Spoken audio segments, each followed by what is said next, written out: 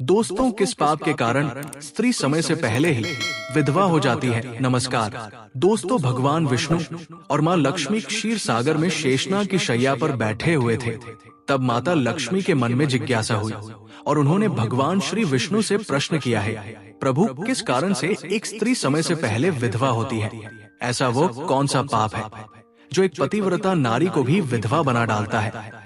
क्या स्त्री के विधवा होने के संकेत पहले से मिलते हैं तथा स्त्री का वो कौन सा अंग है जिससे ये पता चलता है कि स्त्री विधवा होगी या नहीं? इस प्रकार से प्रश्न पूछने पर भगवान विष्णु कहते हैं, हे प्रिय, तुमने उचित ही प्रश्न किया है। ये सत्य है कि कुछ स्त्रियों के भाग्य में जल्दी विधवा होना लिखा हुआ होता है, चाहे वो पतिव्रता ही क्यों ना हो।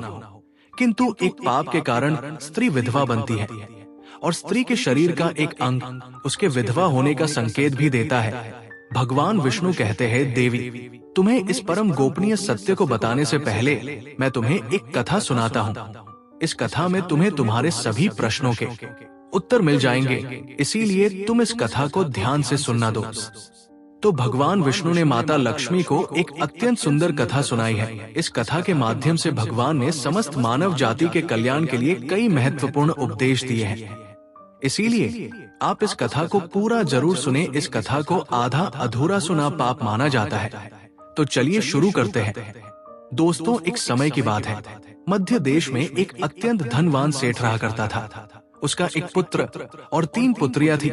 उसकी तीनों पुत्रियों का विवाह अच्छे और धनवान घराने में हो गया था, किंतु सेठ की एक पुत्री को दुर्भाग्य का सामना करना पड़ा। उसकी एक पुत्री विवाह के कुछ ही वर्षों के बाद विधवा हो गई और अत्यंत दुख में जीवन बिताने लगी। उस विधवा स्त्री का नाम था सुकन्या। सुकन्या अत्यंत सुंदर, गुणवान और पतिव्रता नारी थी, किंतु उसके भाग्य में जो अशुभ लिखा हुआ था वही उसके साथ घटित हो गया। सुकन्या के पति ने विवाह के समय केवल सुकन्या का सुंदर रूप और उसके पिता की धन संपत्ति देखी थी, जिस कारण से उसे भी जल्दी ही शरीर का त्याग करना पड़ा। बचपन से ही सुकन्या के शरीर के अंगों पर उसके विधवा होने के लक्षण दिखाई दे रहे थे, लेकिन किसी ने उस पर ध्यान नहीं दिया था। कन्या के पिछले जन्म के कर्मों के कारण उसे इस जन्म में विधवा होना पड़ा था। भगवान विष्णु कहते हैं, हे देवी, अब मैं तुम्हें सुकन्या के पूर्व जन्म की कहानी सुनाता हूँ। उसे तुम ध्यान से सुनो। सुकन्या का पिछले जन्म में एक ब्राह्मण के घर पर जन्म हुआ था। उसका नाम था कलावती। वह ब्राह्मण राजा को अत्यंत प्रिय था, जिस कारण से ब्राह्मण का घर धन धान्य से भरा हुआ था। उसके पास बहुत सारी धन संपत्ति थी, जिससे ब्राह्मण बहुत ही उन्मत्त और गर्विष्ठ बन गया था। वह ब्राह्मण अपनी पुत्री कलावती से बहुत प्रेम करता था, क्योंकि वो उसकी एकलौती पुत्री थी। कलावती बहुत ही सुंदर थी और पिता के लाड़ प्यार से वो भी बिगड़ चुकी थी। उसके पिता उसकी हर इच्छा को पूर्ण करते थे। उसे कभी किसी चीज की कमी नहीं पड़ने दी। कलावती ने अपने जीवन में कभी दुख नहीं देखा था और उसे अपनी सुंदरता पर भी अत्यधिक घमंड था। फिर जब कलावती जवान हुई तो उसके पिता ने उसका विवाह करने का सोचा, लेकिन उसकी एक शर्त थी कि जो भी कलावती से विवाह करेगा वो उसके साथ उसके पिता के घर में रहेगा, अर्थात घर जमाई बनकर रहेगा। ब्राह्मण ने अपने सभी रिश्तेदारों को ये बात बता दी और चारों तरफ ये बात फैल गई। कई विद्वान और ज्ञानी पंडित कलावती के घर पर उसे देखने के लिए आ गए, लेकिन कलावती ने किसी को भी पसंद नहीं किया। कलावती ने कई विद्वान ब्राह्मणों को अपमानित करके घर से बाहर निकाल दिया। फिर एक दिन एक अत्यंत सुंदर ब्राह्मण भिक्षा मांगने के लिए कलावती के घर पर आया, जिसे देखकर कलावती उस पर मोहित हो गई और अपने पिता से कहने लगी कि वो उसी भिखारी ब्राह्मण से विवाह करेगी। ये सुनकर कलावती के पिता ने भी स्वीकृति दे दी और उस भिक्षुक ब्राह्मण को कलावती से विवाह करने के लिए पूछा, तो उस भिक्षुक ब्राह्मण ने भी हाँ कर दिया और फिर कलावती और उस ब्राह्मण का विवाह संपन्न हुआ। कलावती विवाह के समय बहुत प्रसन्न थी। उसे उसका मनपसंद जोड़ीदार मिल चुका था। विवाह के बाद कुछ दिनों तक कलावती अपने पति के साथ बड़े प्रेम से रहने लगी और उसकी सेवा करने लगी, लेकिन कुछ ही दिन बीतने के बाद कलावती ने अपना असली रंग दिखाना शुरू कर दिया। कलावती अपने पति को नौकर की तरह समझने लगी।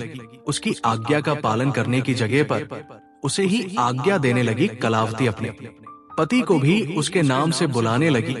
खुद अपने पति के पैर दबाना छोड़कर अपने पति से ही खुद के पैर दबावा नहीं लगी। कलावती स्वेच्छाचारी थी।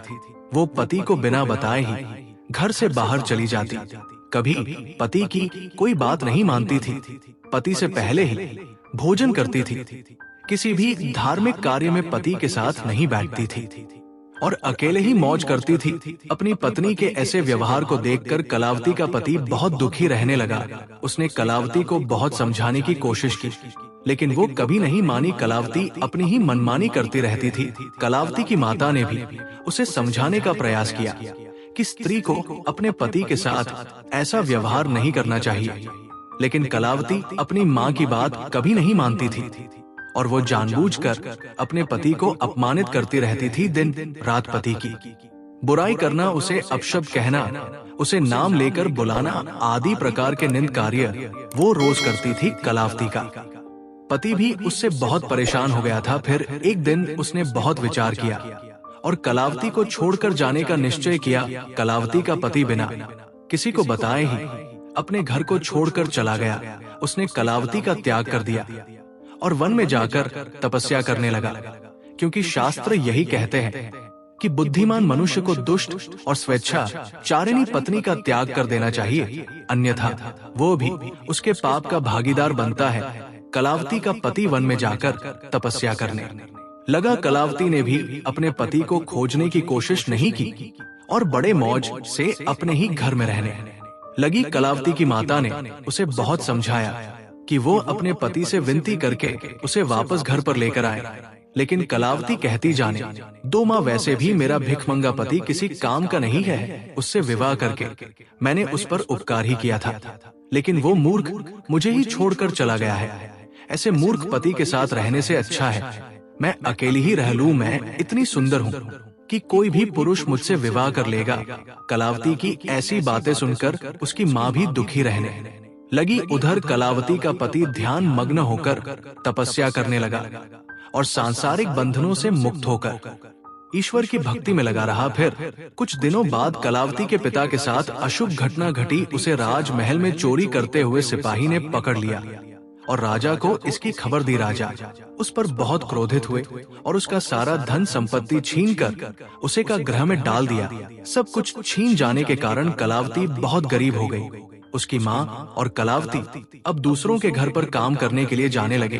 कलावती के पिता तो कारागृह में बंद थे, तो उसे और उसकी माँ को सारा काम करना पड़ रहा था। तब कलावती को अकेलापन सताने लगा। घर में कोई पुरुष नहीं था, इसीलिए उनकी रक्षा के लिए भी कोई नहीं था। अब कलावती को अपने पति की याद आने लगी, लेकिन कलावती का पति तो वन में सन्यासी बनकर बैठा था। फिर कलावती अपने पति को ढूंढने के लिए वन में चली गई, लेकिन उसे उसका पति कहीं पर भी नहीं मिला।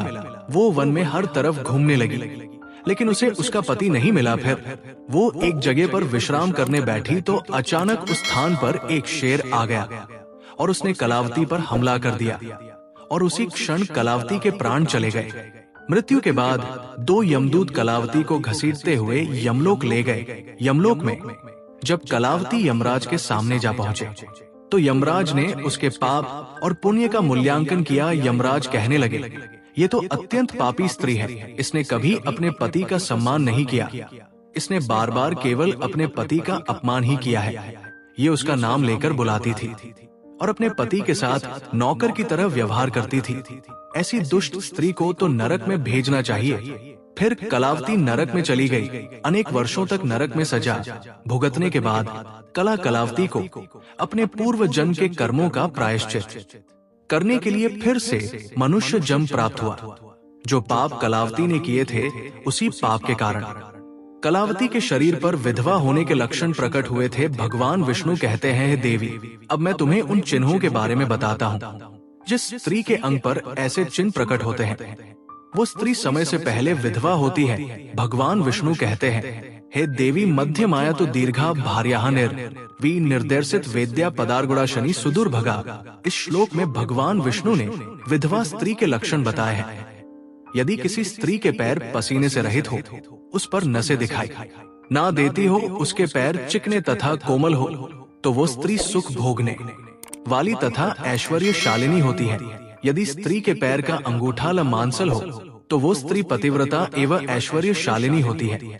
यदि स्त्री के पैर के अंगूठे पर नसें दिखाई देती हो तो वह दुर्भाग्य से युक्त व्यभिचारिणी होती है। बहुत छोटे अंगूठे वाली स्त्री क्लेश करने वाली और दुख भोगने वाली होती है। अंगूठा यदि छप हो तो वो स्त्री गर्भ धारण क्षमता में दुर्बल होती है। यदि किसी स्त्री के पैर की तर्जनी उंगली अंगूठे से भी बड़ी हो तो वो स्वच्छंद काम चारिणी अर्थ अनेक पुरुषों से संबंध बनाने वाली होती है। यदि किसी स्त्री के पैर की उंगलियां परस्पर मिली हुई हो, एक दूसरे के नजदीक हो, उंगलियां गोल एवं सीधी हो और नाखून पतले एवं छोटे हो तो वो ऐश्वर्यशालिनी होती है और ससुराल में सुख भोग है। अब मैं विधवा स्त्री के पैर के लक्षण बताता हूँ। यदि किसी स्त्री के पैर का अंगूठा बहुत बड़ा हो और आगे से गोल हो, उसके नाखून टेढ़े मेढ़े हो, अंगूठे पर नसें दिखाई देती हो तो उस स्त्री के विधवा होने के योग बनते हैं। यदि स्त्रियों की एड़ियां बहुत बड़ी हो तो वो मृत्यु पर्यंत दुख भोगने वाली होती है। और यदि स्त्री के पैर मांस रहित हो तो ससुराल के भाग्य को नष्ट कर देती है। यदि किसी स्त्री के पैर की अनामिका उंगली बाकी उंगलियों की तुलना में बहुत छोटी हो तो वो कलह करने वाली और घर के वातावरण को असह्य बना देने वाली होती है। यदि किसी स्त्री के पैर की मध्यमा उंगली अर्थात बीच की उंगली ज्यादा लंबी हो तो वो विवाह के लिए अयोग्य होती है। जो स्त्री चलते समय पैर पटक हुए चलती हो और धम धम आवाज करती हो तो वो अपने पति का विनाश करने वाली होती है। भगवान विष्णु कहते हैं, हे देवी, इन्हीं लक्षणों के कारण सुकन्या समय से पहला विधवा हुई थी। पिछले जन्म के कर्मों के कारण ही स्त्री के विधवा होने के योग बनते हैं। जो स्त्री अपने पति का अपमान करती है, उसका नाम लेकर बुलाती है तथा उसके भोजन करने से पहले ही भोजन करती है तो वो स्त्री निश्चित ही समय से पहले विधवा होती है। एक पतिव्रता स्त्री कभी पति का अपमान नहीं करती, कभी उसे नाम लेकर नहीं बुलाती और सदैव पति से एकनिष्ठ रहकर उसकी इच्छा के अनुसार चलती है। उस स्त्री की कभी दुर्गति नहीं होती और वो मृत्यु के पश्चात मेरे लोक को प्राप्त करती है। तो दोस्तों, इस प्रकार से भगवान विष्णु ने माँ लक्ष्मी को अत्यंत महत्वपूर्ण कथा सुनाई है। उम्मीद है आपको ये जानकारी अच्छी लगी होगी। वीडियो को लाइक जरूर करें और कमेंट में जय श्री हरि विष्णु और जय माँ लक्ष्मी जरूर लिखें। साथ ही अगर आपने चैनल को सब्सक्राइब नहीं किया है तो सब्सक्राइब जरूर करें। आप सभी का धन्यवाद।